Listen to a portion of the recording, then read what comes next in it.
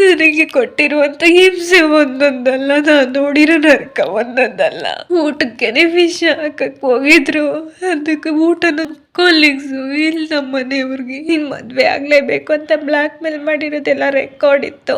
ಗಂಡ ಅವ್ರ ಮನೆಯವರೇ ನನ್ನ ಫೋನನ್ನ ಫ್ಲಾಶ್ ಮಾಡ್ಸಾಕೋದ್ರು. ಈ ಹುಡುಗಿಗೆ ಸಮಾಧಾನ ಮಾಡ್ಬೇಕು ಅಂತ ಈ ಹುಡುಗಿ ಏನಿದ್ರೆ ನನಗೆ ಮಗು ಬೇಕೇ ಬೇಕು ಅಂತ ಹೇಳಿದ್ದಾರೆ. ಮಗು ಬೇಕೇ ಬೇಕು ಅಂದಾಗ ಅವ್ರ ತಂದೆ ತಾಯಿ ಮತ್ತೆ ಗಂಡ ಇನ್ಕ್ಲೂಡಿಂಗ್ ಗಂಡ ಏನ್ ಹೇಳಿದ್ದಾರೆ ಅಂದ್ರೆ, ನಿನ್ ಮಗು ಬೇಕ್ತಾನೆ, ನಮ್ಮ ಚಿಕ್ಕ ಮಗ ಇದ್ದಾನೆ, ಅವ್ರ ಜೊತೆನೆ ಮಲ್ಕೋ, ಅವ್ರ ಜೊತೆ ಸಂಸಾರ ಮಾಡು.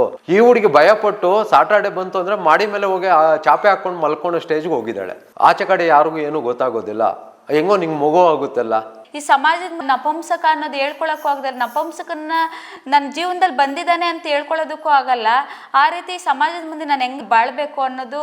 ಪೊಲೀಸವ್ರು ಹೋಗಿ ಆ ಹುಡುಗಿನ ಈಚೆ ಕಡೆ ಕರ್ಕೊಂಡ್ಬಂದು ಮೊಬೈಲ್ ವಾಪಸ್ ಕೊಡಿಸಿ, ಈಚೆ ಕಡೆ ಇದ್ರು ಅವ್ರು ಹೊಡಿತಾ ಇದ್ದಿದ್ದು, ಮತ್ತೆ ಅಕ್ಕಪಕ್ಕದವ್ರು ಬಂದು ಬಿಡಿಸಿ ಈಚೆ ಕಡೆ ಇದ್ರು, ಹುಡುಗಿನ ಕೂಡ ಹಾಕಿದ್ರು ಮನೆ ಒಳಗಡೆ. ರೂಮಲ್ಲಿ ಹೊಡಿಬೇಕಂದ್ರೆ ಬಾಯಿಗೆಲ್ಲ ಬಟ್ಟೆ ಸುತ್ತಬಿಡೋರಂತೆ, ಯಾಕಂದ್ರೆ ಅಕ್ಕಪಕ್ಕದವ್ರಿಗೆ ಅವ್ರು ಕಿರ್ಚೋದು ಕೇಳಿಸ್ಬಾರ್ದು ಅಂತೇಳ್ಬಿಟ್ಟು ಬಟ್ಟೆ ಸುತ್ತಬಿಟ್ಟು ಹೊಡೆಯೋರ. ಅವರೇ ನನ್ನ ಸಾಯಿಸೋಕೆ ಪ್ಲಾನ್ ಮಾಡಿದ್ದು. ಈಗ ಅವರೇ ಹೇಳಿದ್ರು, ನೀನೇ ಸತ್ತೋಗ್ತಾ ಇದ್ದೀನಿ, ಇಲ್ಲಾಂದ್ರೆ ನಮ್ಮೇಲೆ ಬರುತ್ತೆ, ನೀನೇ ಸತ್ತೋಗ್ತಾ ಇದೀನಿ ಅಂತ ಹೇಳ್ಬೇಕು ಅಂತ ಹೇಳಿದ್ರು. ಬಟ್ ಹುಡುಗ ಪ್ರಾಂಪ್ಟ್ ಆಗಿ ಒಪ್ಕೊಂಡ, ನಾನು ಇನ್ನೂ ಫಸ್ಟ್ ನೈಟೇ ಮಾಡ್ಕೊಂಡಿಲ್ಲ, ಸಂಸಾರ ಶುರು ಮಾಡಿಲ್ಲ. ತಪ್ಪು ಮಾಡಿ ಅಂತೂ ನಾನು ಸಾಯ್ತಿಲ್ಲ. ನನಗಾಗಿರೋ ಅನ್ಯಾಯ ಬೇರೆ ಹುಡುಗಿಗೆ ಆಗಬಾರ್ದು, ಬೇರೆ ಹುಡುಗಿಗೆ ಮೋಸ ಆಗಬಾರ್ದು. ಮಾನ್ಯ ವೀಕ್ಷಕ, ಇತ್ತೀಚೆಗೆ ನೀವು ಘಾಟಿ ಸುಬ್ರಹ್ಮಣ್ಯ ಹತ್ರ ಇರುವಂತ ವಿಶ್ವೇಶ್ವರ ಡ್ಯಾಮ್ ನಲ್ಲಿ ಒಂದು ಹೆಣ ಸಿಗುತ್ತೆ. ಅವ್ರು ಯಾರು ಅಂತ ಹೇಳಿದ ಕೂಡಲೇ ನೋಡ್ದ ಹೋದಾಗ ನಿಮ್ಗೆ ಗೊತ್ತಾಗುತ್ತೆ, ಅವರು ಸರ್ಕಾರಿ ಕಾಲೇಜಿನ ಹಿಂದೆ ಲೆಕ್ಚರರ್ ಆಗಿರ್ತಾರೆ. ನಂತರ ಇತ್ತೀಚೆಗೆ ಅವರೊಂದು ಪ್ರೈವೇಟ್ ಕಾಲೇಜಲ್ಲಿ ಕೆಲಸ ಮಾಡ್ತಿರ್ತಾರೆ. M.Com B.Ed ಮಾಡಿದಂತ ಪುಷ್ಪಾವತಿಯವರು ತುಂಬಾ ದುರಂತ ಅಂತ ಹೇಳಿದ್ರೆ, ಮದುವೆ ಆಗಿ 11 ತಿಂಗಳಾಗಿರುತ್ತೆ. ಅವ್ರ ಮದುವೆ ಅವ್ರ ಮನೆಯವರು ತುಂಬಾ ವಿಜೃಂಭಣೆಯಿಂದ ಮಾಡಿರ್ತಾರೆ. ಸರಿಸುಮಾರು ಒಂದು 20-25 ಲಕ್ಷ ಖರ್ಚು ಮಾಡಿ ಮದುವೆ ಮಾಡಿರ್ತಾರೆ. ತುಂಬಾ ಕನಸಿಟ್ಟು ತಮ್ಮ ಗಂಡನ ಮನೆಗೆ ಹೋಗ್ತಾರೆ. ಅಲ್ಲಿ ಕನಸು ಅವ್ರದ್ದು ಇಷ್ಟು ನುಚ್ಚು ನೂರಾಗುತ್ತೆ ಅನ್ನೋದಕ್ಕೆ ಕೊನೆಗೆ ಈಗೇನು ಒಂದು ವಿಡಿಯೋ ನೋಡ್ತಾ ಇದ್ರ, ಈ ಸೋಷಿಯಲ್ ಮೀಡಿಯಾದಲ್ಲಿ ವೈರಲ್ ಆದಂತ ವಿಡಿಯೋ, ಇದು ಅವ್ರದೇ ವಿಡಿಯೋ. ಇದು ಕೇವಲ 11 ತಿಂಗಳಲ್ಲಿ ಎಷ್ಟು ಕಷ್ಟ ಅನುಭವಿಸ್ತಾರೆ ಅನ್ನುವಂಥದ್ದು, ಯಾವ ರೀತಿ ಕತೆ ನಡೆದಿರ್ಬೋದು ಅಂತ ಹೇಳಿ ಸ್ವತಃ ಪುಷ್ಪಾವತಿಯವರ ಅಕ್ಕನ ಗಂಡ ಅಂತ ಹೇಳಿದ್ರೆ ಭಾವ ಅವರಿದ್ದಾರೆ, ಧನಂಜಯ ಅವ್ರ ಹತ್ರ ಮಾತಾಡುವ. ಪುಷ್ಪಾವತಿಯವರ ಸಿಸ್ಟರ್, ದೊಡ್ಡ ಸಿಸ್ಟರ್ ಅಕ್ಕ ಇದ್ದಾರೆ, ಅವ್ರ ಹತ್ರನು ಮಾತಾಡ್ತಾ ಹೋಗ ಬನ್ನಿ. ಯಾಕಂತ ಹೇಳಿದ್ರೆ ಈ ರೀತಿ ನಾವು ಸಮಾಜದಲ್ಲಿ ಒಂದು ಹೆಣ್ಣು ಮಗಳು 4 ಗೋಡೆ ಮಧ್ಯ ತಾನು ಏನೆಲ್ಲ ಕಷ್ಟ ಅನುಭವಿಸ್ತಾಳ ಅನ್ನುವಂಥದ್ದು. ಸರ್, ಪುಷ್ಪಾವತಿ ಅವರು ಆಕ್ಚುಲಿ ನಮ್ಮ ಅಕ್ಕನ ಮಗಳು. ಮತ್ತೆ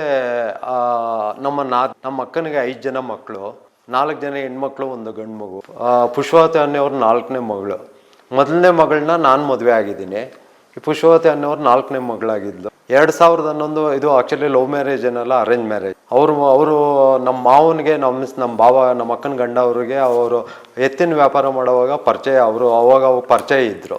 ಅವರು ಪರಿಚಯ ಇರೋದ್ರಿಂದ ಅವರು ನಿಮ್ಮ ಮನೆಗೆ ಹೆಣ್ಣಿದೆ ಅಂತೆ, ನಮಗೆ ಕೊಡ್ತೀರಾ ಅಂತ ಕೇಳಿದಾಗ, ಎತ್ತಿನ ವ್ಯಾಪಾರದಲ್ಲಿ ಪರಿಚಯ ಇರೋದ್ರಿಂದ ನಮ್ಮ ಅಕ್ಕನೂ ನಮ್ಮ ಭಾವ ನಮ್ಮೂರ್ಗೆ ಹತ್ರದಲ್ಲಿ ಕಣ್ಮುಂದೆ ಇರ್ತಾಳೆ ಮಗಳು ಅಂತ ಹೇಳ್ಬಿಟ್ಟು ಮದುವೆ ಮಾತುಕತೆ ಮಾಡಿಬಿಟ್ಟು ಹೆಣ್ಣು ನೋಡಕ್ಕೆ ಬಂದರು. ಮದುವೆ ಮಾಡಿಕೊಟ್ವಿ. ಸರ್, ಪುಷ್ಪಾವತಿ ಅವ್ರದ್ದು M.Com B.Ed ಆಗಿತ್ತು.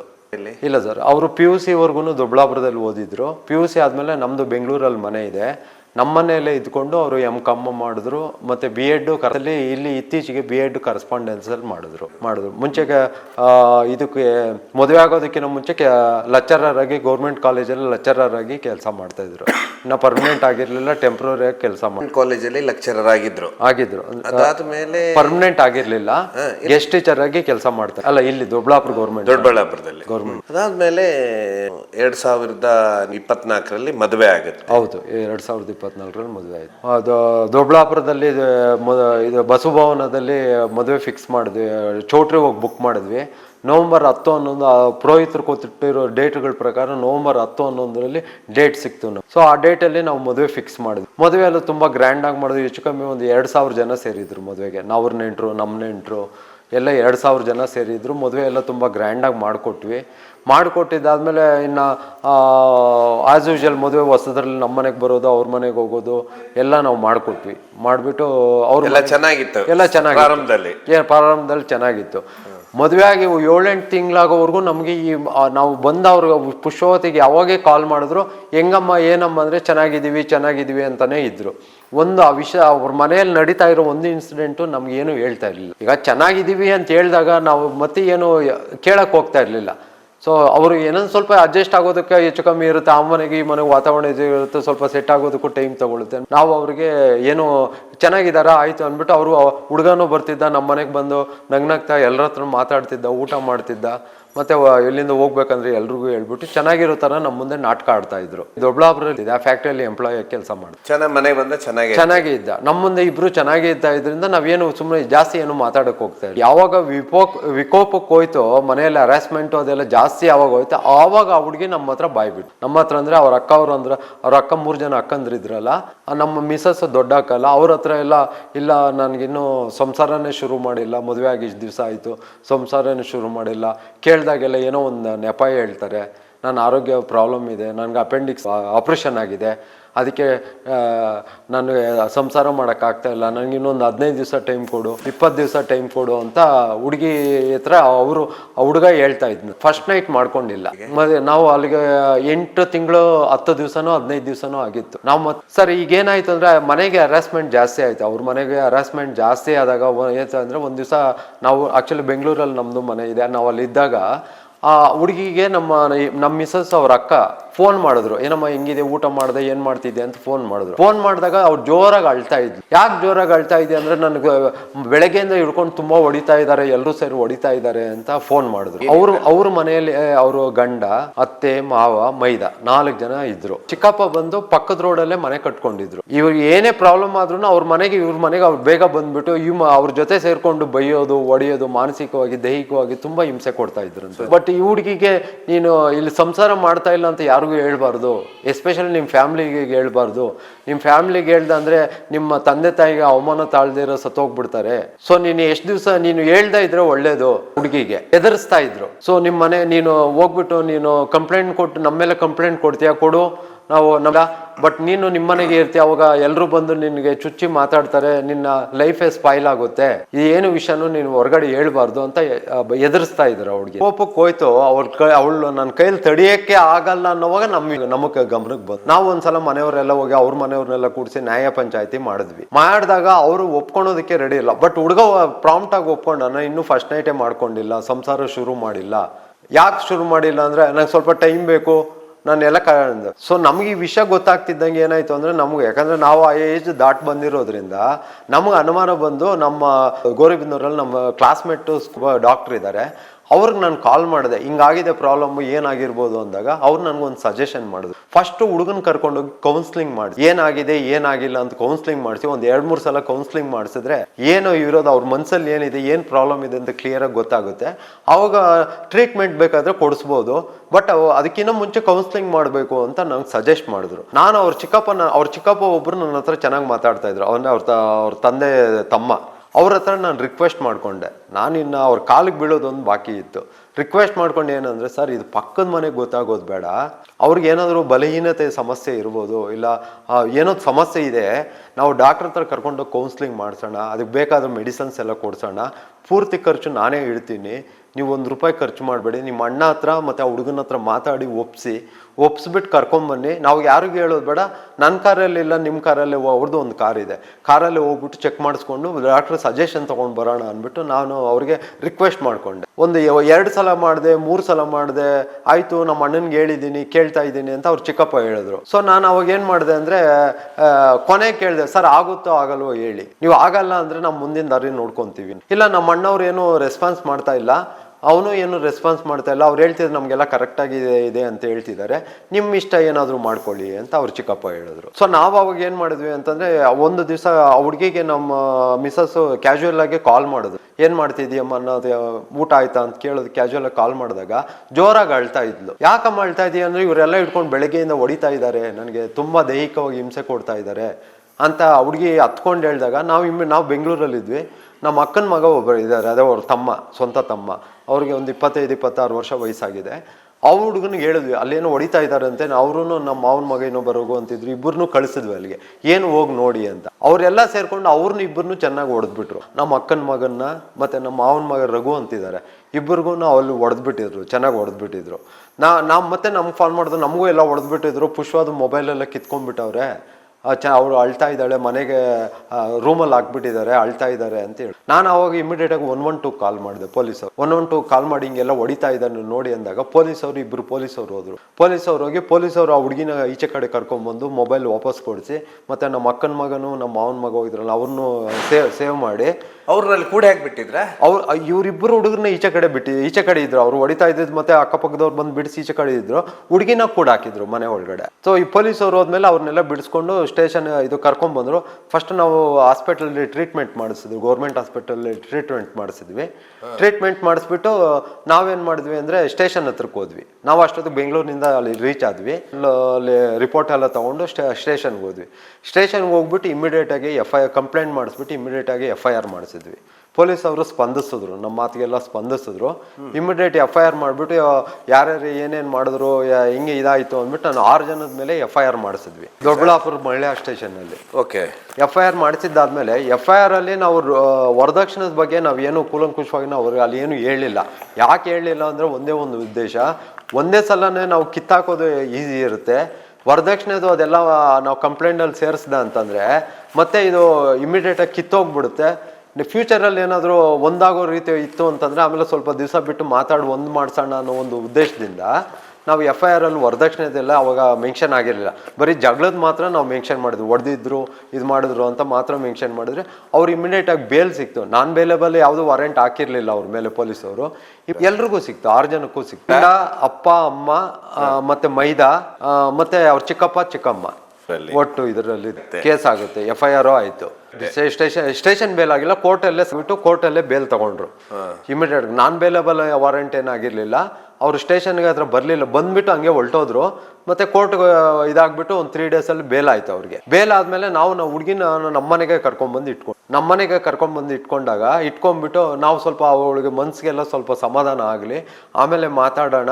ಸ್ವಲ್ಪ ಅವಳು ತುಂಬಾ ಮೈಂಡ್ ಡಿಸ್ಟರ್ಬ್ ಆಗಿದ್ಲು, ತುಂಬಾ ಕುಗ್ಗೋಗಿದ್ಲು, ತುಂಬಾ ಭಯ ಪಡ್ತಾ ಇದ್ಲು. ಅವರು ಮಾನಸಿಕವಾಗಿ ದೈಹಿಕವಾಗಿ ಕಷ್ಟಗಳು ಕೊಟ್ಟಿರೋದಕ್ಕೆ ನೆನೆಸ್ಕೊಂಡು ಮಧ್ಯರಾತ್ರಿಯಲ್ಲಿ ಎದ್ದು ಕುತ್ಕೊಂಡ್ಬಿಡೋಳು. ನನ್ಗೆ ಹೊಡಿತಾ ಇದ್ದಾರೆ, ಸೇವ್ ಮಾಡಿ, ನನಗೆ ಇದು ಮಾಡಿ, ನಾನು ಎಲ್ಲೂ ನಮ್ಮ ಮನೆಯಲ್ಲಿ ಏನಲ್ಲ ಅಂತ ಕಲುರಿಸ್ಕೊಂತ ಇದ್ಲು, ಏನೇನೋ ಮಾತಾಡ್ಕೊತಾ ಇದ್ಲು ಒಬ್ಳೆ. ಆ ಥರ ಮೈಂಡ್ ಡಿಸ್ಟರ್ಬ್ ಆಗ್ಬಿಟ್ಟು ನಾವು ಅವಾಗ ಏನು ಮಾಡಿದ್ವಿ ಅಂತಂದರೆ ನಮ್ಮ ಮನೆಯವರೆಲ್ಲ ಸೇರಿ ಅವರಿಗೆ ಧೈರ್ಯ ಹೇಳ್ತಾ ಇದ್ವಿ.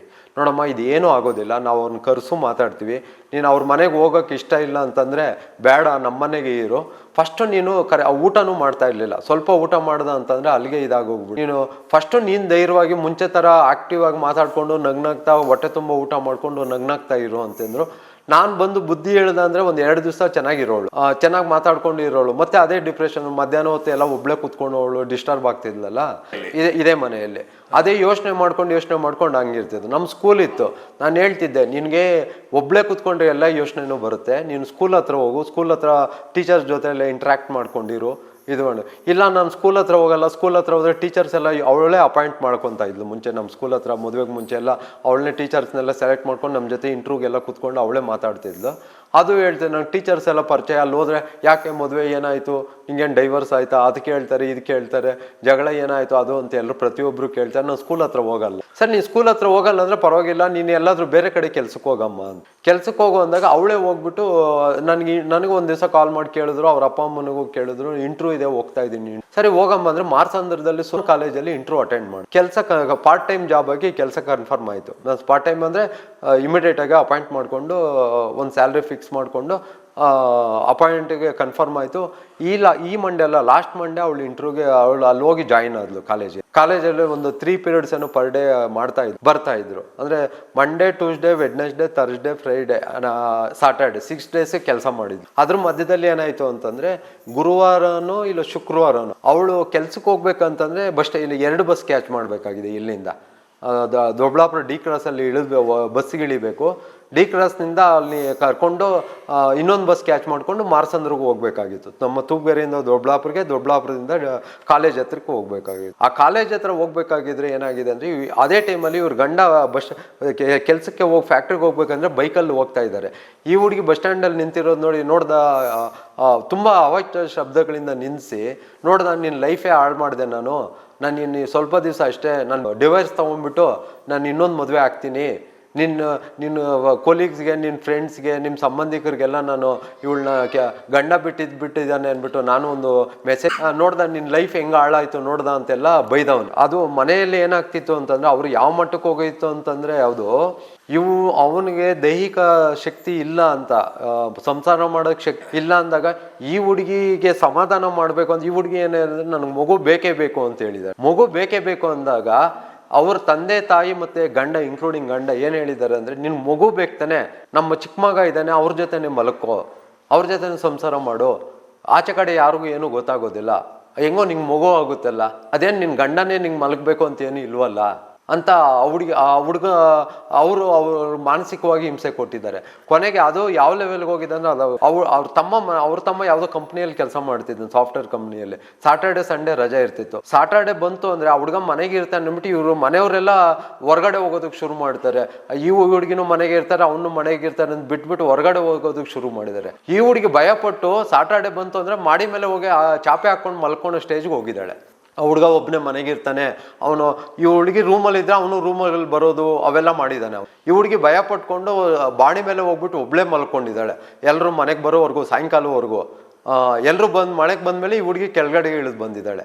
ಆ ರೀತಿ ಎಲ್ಲ ಮಾನಸಿಕ ಹಿಂಸೆ ಕೊಟ್ಟಿದ್ದಾರೆ ಸರ್. ಇದು ಸ್ಟಾರ್ಟಿಂಗು ಒಂದು 3 ತಿಂಗಳು 4 ತಿಂಗಳು ಆದ್ಮೇಲೆ ಈ ಹುಡುಗಿ ಸ್ವಲ್ಪ ಗಲಾಟೆ ಮಾಡೋದಕ್ಕೆ, ಯಾಕೆ ನಂಗೆ ಸಂಸಾರ ಮಾಡ್ತಿಲ್ಲ, ಪ್ರಾಬ್ಲಮ್ ಏನು ಅಂತ ಅವ್ರಿಗೆ ಕ್ರಾಸ್ ಕ್ವಶನ್ ಕೇಳಕ್ ಶುರು ಮಾಡಿದಾಗ ಆ ಹುಡುಗಿ ಸಮಾಧಾನ ಮಾಡಕ್ಕೆ, ನನಗೆ ನೀವು ಏನು ಮಾಡ್ತಾರೋ ಗೊತ್ತಿಲ್ಲ, ಎಲ್ರಿಗೂ ನನಗೂ ಮಗು ಇರಬೇಕು ಅಂತ ಆಸೆ ಇದೆ, ನನಗೆ ಮಗು ಬೇಕೇ ಬೇಕು ಅಂತ ಅಂದಾಗ, ನಿಂಗೆ ಮಗು ಬೇಕೇ ಬೇಕ್ತಾನೆ, ಸರಿ ನನ್ನ ತಮ್ಮನ ಪಕ್ಕದಲ್ಲೇ ಮಲ್ಕೊ, ಅವ್ರ ಅತ್ತೆ ನಮ್ಮ ಚಿಕ್ಕ ಮಗ ಇದ್ದಾನಲ್ಲ, ನಾವು ಹೊರಗಡೆ ಯಾರಿಗೂ ಹೇಳೋದಿಲ್ಲ, ನಿಂಗೆ ಮಗು ಆಗುತ್ತೆ ಅಲ್ಲ, ಆದರೆ ಹಿಂಗೆ ಇನ್ನೇನು ಬೇಕು ನಿನಗೆ, ಇದೇ ಮಾಡ್ಕೊಂಡು ಹೋಗು ಅಂತ ಹೇಳಿದಾಗ ಈ ಹುಡುಗಿಗೆ ಅದು ಮನಸ್ಸು ಒಪ್ಪಿಲ್ದಾಗ ಅದು ಅಪೋಸ್ ಮಾಡಿದಾಗ ಅವಾಗ ಇನ್ನ ದೈಹಿಕವಾಗಿ ಹೊಡೆಯೋದು ಬಡಿಯೋದು ಎಲ್ಲ ತುಂಬಾ ಜಾಸ್ತಿ.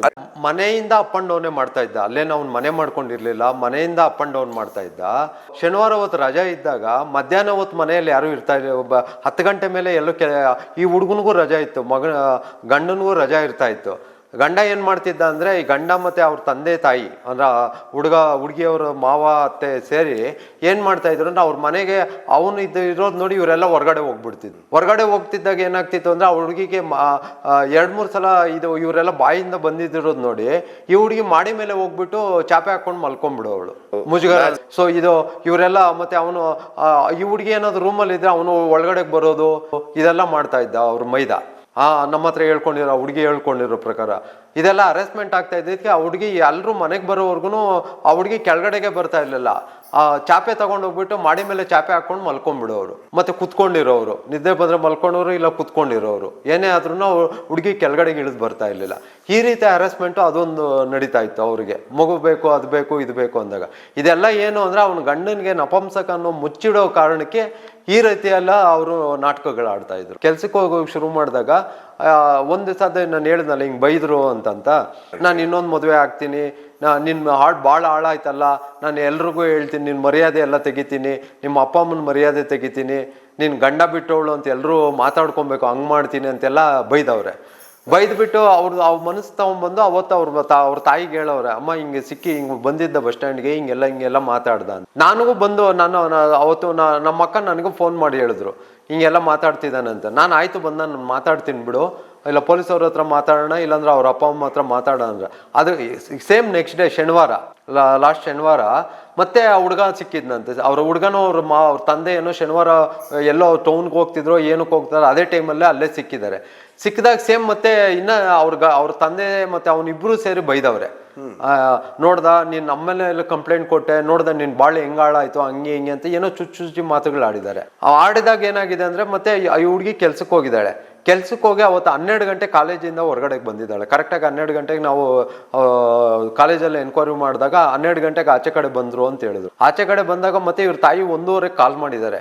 ಏನಮ್ಮ ಇನ್ನೂ ಮನೆಗೆ ಬಂದಿಲ್ಲ, ಎಷ್ಟೊತ್ತಿಗೆ ಬರ್ತೀಯಾ, ಏನು ಬರ್ತೀಯಾ ಅಂತ ಕೇಳಿದಾಗ ಅವ್ರ ತಾಯಿ ಇದ್ಕೊಂಡು ತಾಯಿಗೆ ಹೇಳಿದಾಳೆ, ಅಮ್ಮ ಕಾಲೇಜಲ್ಲಿ ಸ್ವಲ್ಪ ಕೆಲಸ ಇದೆ, ನಾನು ಸ್ವಲ್ಪ ಲೇಟಾಗಿ ಬರ್ತೀನಿ, ಒಂದು 3:30-4 ಗಂಟೆ ಎಷ್ಟೊತ್ತಿಗೆ ಬರ್ತೀನಿ. ಮತ್ತೆ 2:30ಗೆ ಮತ್ತೆ ಇನ್ನೊಂದ್ಸಲ ಕಾಲ್ ಮಾಡಿದ್ದಾರೆ ಅವ್ರ ತಾಯಿ, ಏನಮ್ಮ ಇನ್ನೂ ಬಂದಿಲ್ಲ ಅಂತ ಕೇಳೋಣ ಅಂದ್ಬಿಟ್ಟು ಕಾಲ್ ಮಾಡಿದಾಗ ಅಲ್ಲಿಂದ ಫೋನ್ ತೆಗಿಲಿಲ್ಲ, ರಿಸೀವ್ ಮಾಡ್ತಾ ಇರಲಿಲ್ಲ.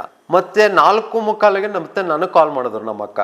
ಪುಷ್ಪ ಏನು ಕಾಲೇಜ್ಗೆ ಹೋದ್ಲು, ಮತ್ತೆ ಮಧ್ಯಾಹ್ನ 1:30ಗೆ ಫೋನ್ ಮಾಡಿದ್ದೆ, 3:30-4 ಗಂಟೆಗೆ ಬರ್ತೀನಿ ಅಂದ್ರು, 5 ಗಂಟೆ ಆಯ್ತು ಇನ್ನೂ ಫೋನ್ ತೆಗಿತಾ ಇಲ್ಲ ಅಂತ ಹೇಳಿದ್ರು. ಫೋನ್ ತೆಗಿತಾ ಇದ್ದ ಅಂದಾಗ ಮತ್ತೆ ನಾನು ಟ್ರೈ ಮಾಡಿದೆ, 2-3 ಸಲ ಕಂಟಿನ್ಯೂಸ್ ಟ್ರೈ ಮಾಡಿದೆ, ತೆಗಿಲಿಲ್ಲ. ಮತ್ತೆ ವಾಟ್ಸಪ್ಪಲ್ಲಿ ಮೆಸೇಜ್ ಮಾಡಿದೆ, ಕಾಲ್ ಮೀ ಅಂದ್ಬಿಟ್ಟು ನಾನು ಮೆಸೇಜ್ ಮಾಡಿದೆ.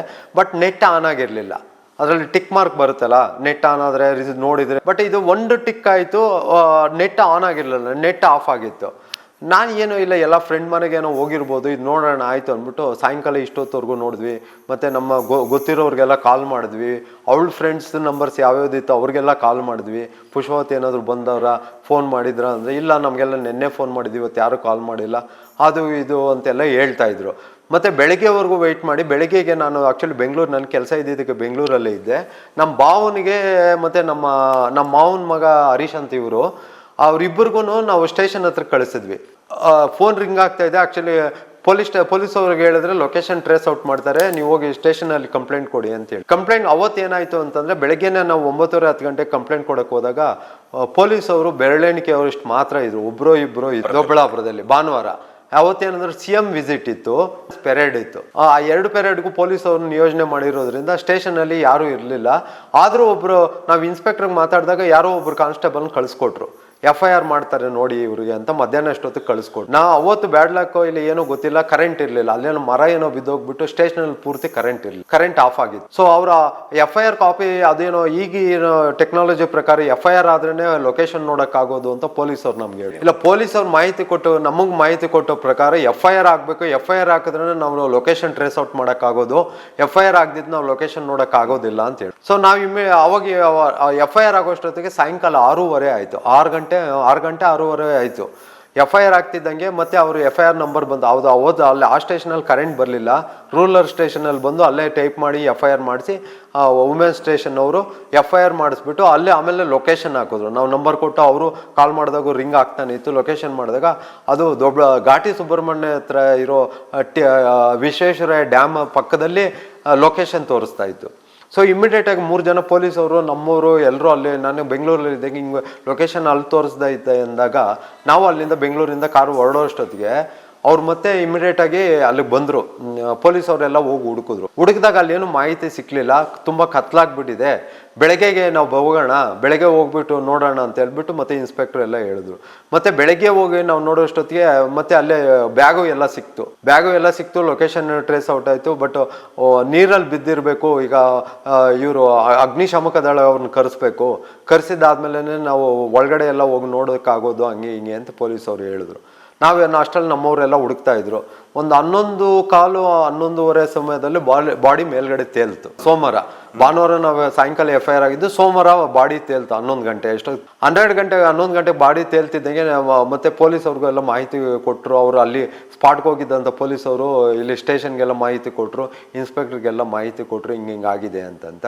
ಅವಾಗ ಸರಿ ಆಯಿತು ನಾವು ಅಂದ್ಬಿಟ್ಟು ನಾವು ಸ್ಪಾಟಿಗೆ ಬರ್ತೀವಿ ಅಂತ ಹೇಳ್ಬಿಟ್ಟು ಮತ್ತೆ ಇನ್ನೊಂದು ಕಂಪ್ಲೇಂಟ್ ತೊಗೊಂಡು, ಇನ್ನೊಂದು ಕಂಪ್ಲೇಂಟಲ್ಲಿ ಡೀಟೇಲಾಗಿ ಏನೇನು ಆಗಿತ್ತು, ಹೆಂಗೆ ಅಂತೆಲ್ಲ ಕೆಲವೊಂದು ಸೆಕ್ಷನ್ಸ್ ಎಲ್ಲ ಆ್ಯಡ್ ಮಾಡಿಕೊಂಡು ಅವ್ರು ಪೊಲೀಸವ್ರು ಡೀಟೇಲ್ಸ್ ತೊಗೊಂಡು ಮತ್ತೆ ನಾವು ಮತ್ತು ಪೊಲೀಸವರು ಎಲ್ಲ DYSP ಸಾಹೇಬರು ಮತ್ತು ಇನ್ಸ್ಪೆಕ್ಟ್ರನ್ನ ಎಲ್ಲರೂ ಅಷ್ಟೇ ಅಲ್ಲಿ ಸ್ಪಾಟ್ಗೆ ಹೋದ್ವಿ. ಮತ್ತು ಬಾಡಿ ತೇಲ್ತಾ ಇರೋದ್ರಿಂದ ಮತ್ತೆ ತೆಪ್ಪೆ ತಗೊಂಡು ಅದ್ರ ಮುಖಾಂತರ ತೆಪ್ಪೆಯಿಂದ ಬಾಡಿ ತೆಗೆಸಿ ನಾವು ಮತ್ತೆ ಪ್ರೊಸೀಜರ್ ಪೋಸ್ಟ್ ಮಾರ್ಟಮ್ ಎಲ್ಲ ಮಾಡಿಸಿ ಮತ್ತೆ ಮಣ್ಣು ಮಾಡಿದ್ವಿ.